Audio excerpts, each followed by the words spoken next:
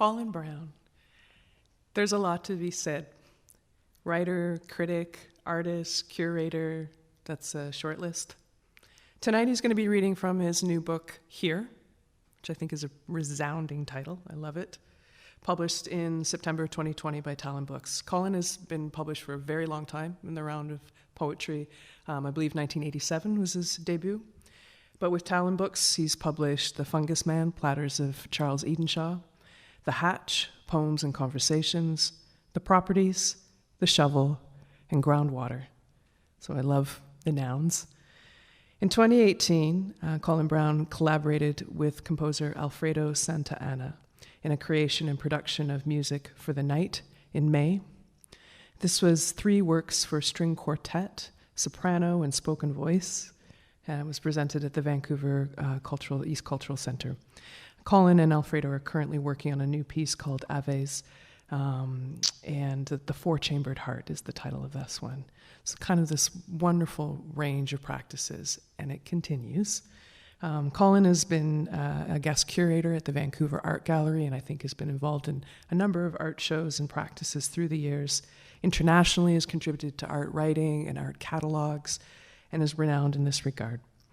His most recent interviews you could catch in the Capilano Review that's out this winter. Interviews, with Letitia Fazakas, I'm sorry for that pronunciation, Alan Hunt, and Cole Speck, recalling Bo Dick. Critical work, and I'll cap it there because there's so much more to say. Please join me in welcoming the lovely Colin Browne.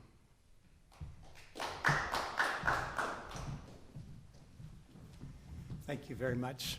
Thank you so much. Thank you for watching. Well, this is lovely, and I want to thank Talonbooks very much for doing this. And I'm going to read 3 poems. One is because Fred was just read before me. I don't know if Fred will be you'll watch us in order, but in any case, I'm going to read a poem. First of all, for Fred, called Fred, I'm in the Spiritual Bookstore. I'm going to turn this up just a wee bit. Fred, I'm in the spiritual bookstore. Please rescue me.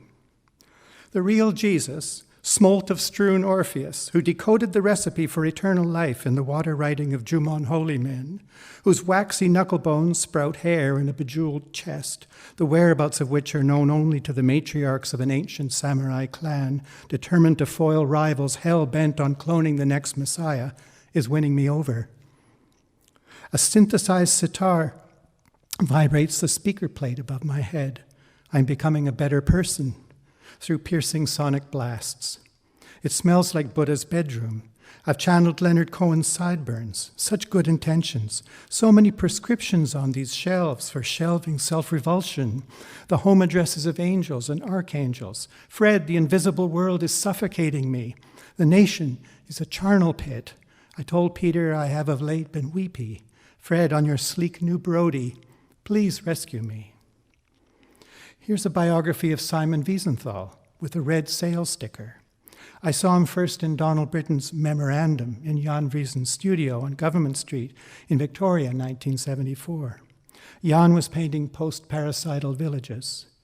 Here on a shelf before me is a gentle poet who extracts convenient lessons from animals. For example, a setting sun engraves an antique path through wind-kissed grasses. An animal arrives, maybe a mink, sniffing sky-blue banners of vetch in a glowing dale, casting shadows reminiscent of a prayer wheel, as if inhabiting a poem in which an animal, like a mink, appears in furry notes of licorice, cherry, burnt coffee, and beaten gold.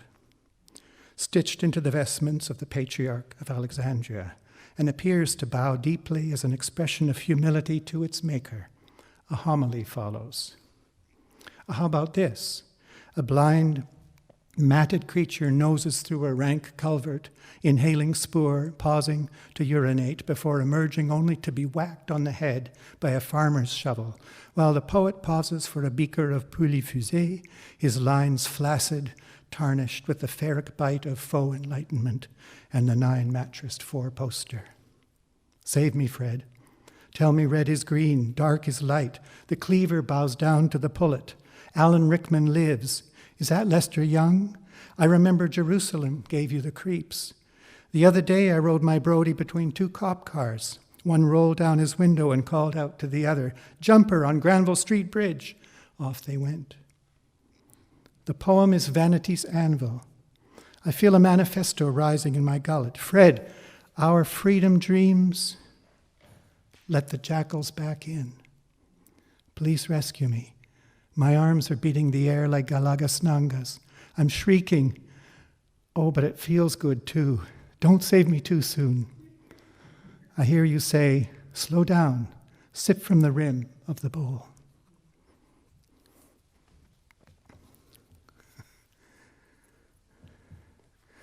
This is called Traveler.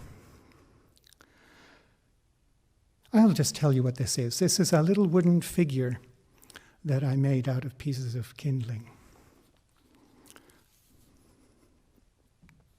A strip of red cedar, thick as a wasp is long, will do. Whittle to a small beam, make two, add two, this time a 4.5 in length. The coil of green dynamite wire from Rockingham Park subdivision is for wrapping the beam ends tightly to minimize splitting when the brass screw eyes enter the wood. Split, bark, dress, a new strip, like the first, then two shorter lengths, whittle to hips and shoulders. With a fine-toothed saw, have forearm beams. Pare away splinters, wrap with dynamite wire, the color of boiled lobster. Small brass screw eyes make nice knees. Wrap extremities, tack short beams, top and bottom. Set aside a small hard apple. Link screw eyes, prying open with pliers. Hook scapula to humerus, femur to acetibulum. Shake loose, pierce shoulder, pass tack through. Fix apple to tack, rotate to find a persuasive angel, that should be angle. Whittle hands and feet, right one bunioned.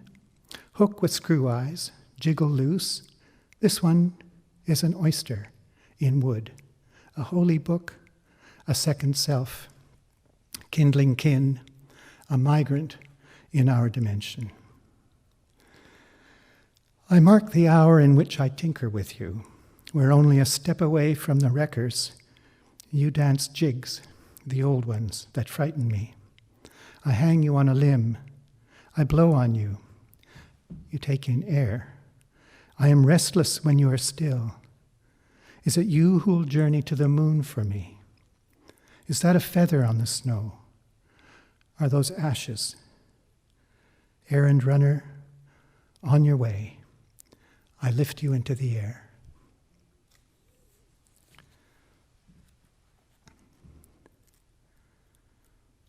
I'll read one more, if that's okay with you.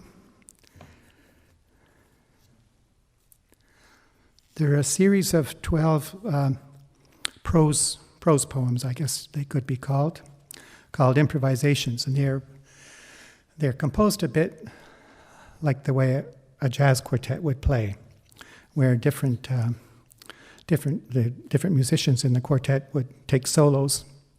Sometimes they'd start with a duet, something like that, and they'd play through, and maybe play through several times. There'd be several solos, and bring themselves back again to the melody often. So in this case, instead of different musicians, they're different threads, in a sense, different channels that run through these texts.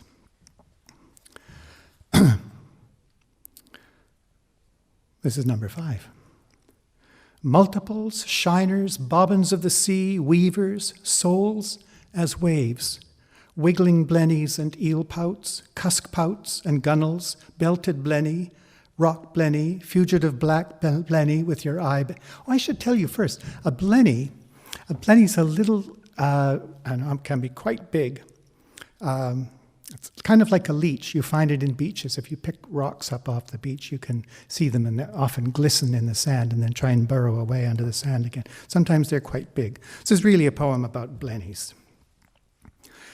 I'll start again. Multiples, shiners, bobbins of the sea, weavers, souls as waves, wiggling blennies and eel pouts, cuskpouts and gunnels, belted blenny, rock blenny, fugitive black blenny with your eye band, huddled under boulders as the seas sucked out. Siri prickled ornamented blenny, decorated blenny with plume rose siri. Mr. Spencer, a white man, captured you in Yalis in 1890 at 14.5 inches and donated you to the Provincial Museum. Saddled blenny taken by Lieutenant Colonel Hawkins on the steam sloop HMS Plumper in 1861. Bracketed blenny hauled aboard the tug Albatross, a former Royal Navy torpedo boat, in 1903.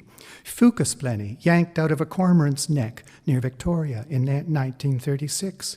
Penpoint blenny transferred from the hold of HMS Plumper to a drawer in the British Museum on her return, a bequest of the Lords of the Admiralty.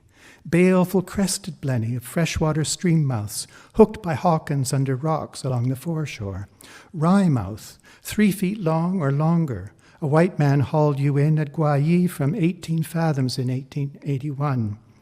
Red devil with your eyes of the ancient ooze, plucked from a cod's stomach by a white man near Pender Island in 1934. Your veins beneath transparent skin. Why blenny, mini philosopher, for decades the first member of a blenny triad in the Nanaimo collection. Eel blenny, in a bouquet of sea worms, pulled to the surface in Esquimalt by Captain H.E. Nichols in May 1882. White barred blenny in 1941, collateral damage when shrimpers trawled Burrard Inlet. Long-snouted blenny, quillfish lured by lamps and torches taken at Haystack Island off the mouth of the Nash, a stranger to white men until 1925. Sticks, staves, lingams of the sea, wattled eel pout, a desiccated specimen at UBC, short-finned eel pout, a fellow traveler taken by Albatross off Taxis in 1903 and later identified in a lingcod's gullet near Victoria. Black-finned eel pout by Albatross off Nanaimo, reeled in 5 nights before the short-finned eel pout. Big-finned eel pout, black-bellied eel pout raised from the bottom, a gorger on crustaceans, bivalves, and brittle stars. Soft eel pout, tiny pearly eel pout, 3 centimeters long, pried by a white man's finger from the throat of a black-finned eel pout in 1928.